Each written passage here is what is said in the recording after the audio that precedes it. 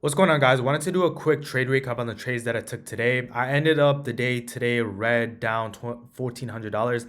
I did start my day small green up about $200. I got greedy, ended up chasing two moves that put me in the hole down about $2,600. Luckily, I was able to find a quality trade later on in the day that allowed me to make back a large chunk of those losses. But I want to walk through exactly what mistakes I did make today, how I broke my rules, and what I plan to do to prevent these kind of mistakes going forward in the future.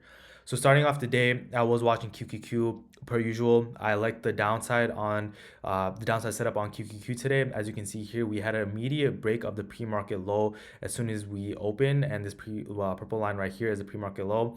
We did have a break, a retest. I unfortunately did miss this move. It was pretty quick, and I didn't like the retest. I like to see a retest below or above a key level, not in the middle of a range like it happened today. So I waited. I didn't take this move. I did take my first position once we broke again below this, and I did take my first position right here on this candle right here. I set my stop loss above the previous candle at 706. We did have a sharp move down to the low of the 15-minute opening range, which is when I exited most of my position. And as you can see, we chopped around for most of the day after that.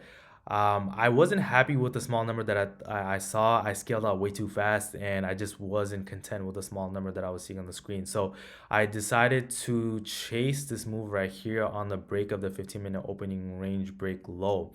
And as you can see here, we did have a strong break. We did have volume. We did have momentum going back towards the downside. But there wasn't a retest. There wasn't a second confirmation candle to go back towards the downside, which is what I like to typically wait for.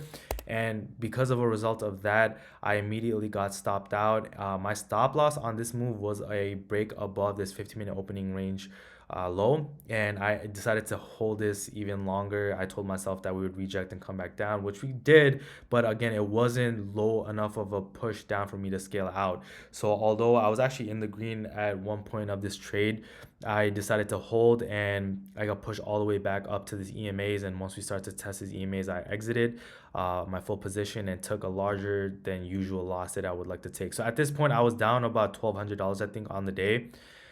Later on in the day, I was watching Tesla as well.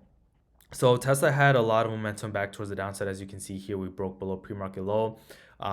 We did come back down towards the 15-minute opening range low, 30-minute opening range low as well.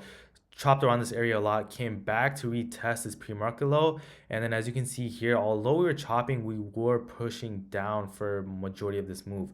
So I entered on this candle right here once we broke out of this chop range, and we did have a nice little wick right here indicating a lot of selling pressure around this area. Typically, I don't like to enter if we're already this far from a key level. Like, my ideal entry would have been an entry if we were to retest, come back to test this pre-market low somewhere around here, and I would simply set my stop loss above that key level.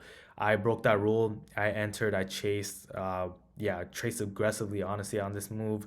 Majority of this move I was already done by the time I got in. We did have a sharp move down. I was up on this move as well, up 200 at some point. Although I was still red for the day, it still would have been fine. And I decided to hold, and as a result, we got pushed back up, and I got stopped out. And yeah, I just obviously, like, if I were to just bag hold, I would have been in the green later on the day. But I just terrible habit. So after this move, I was down about $2,600 on the day, which is a ginormous number for me to be down red on a particular day. And at this point, I was overtraining. I was already three trades deep on the day. So I told myself I was done. Later on, I was watching the screen, and I typically don't trade this name, but I saw a lot of relative strength on SPY, which I'll show you actually first.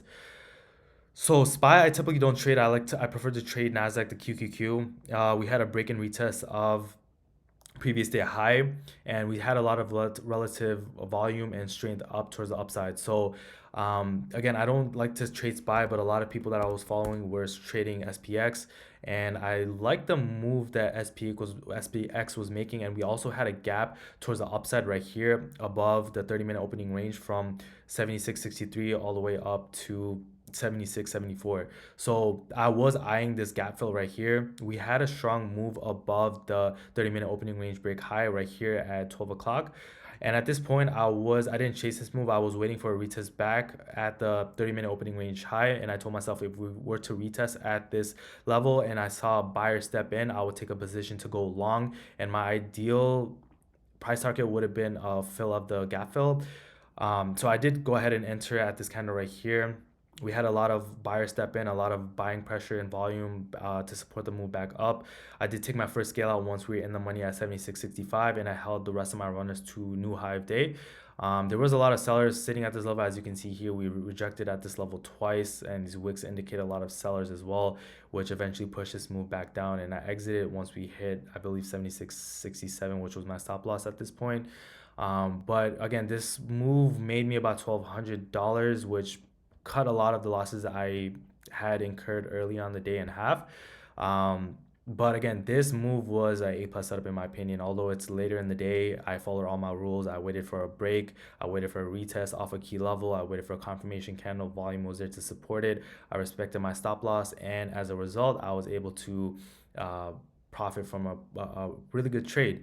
And it completely opposite from the first two trades that I took. So this is just me trying to keep myself accountable for the mistakes that I made, prevent myself from going on tilt in future trades, future days.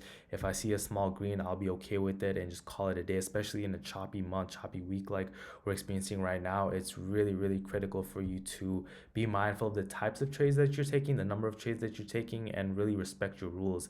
They're there for a reason. They brought you this far for a reason. So why break them? And again, that's a reminder for myself and for you guys.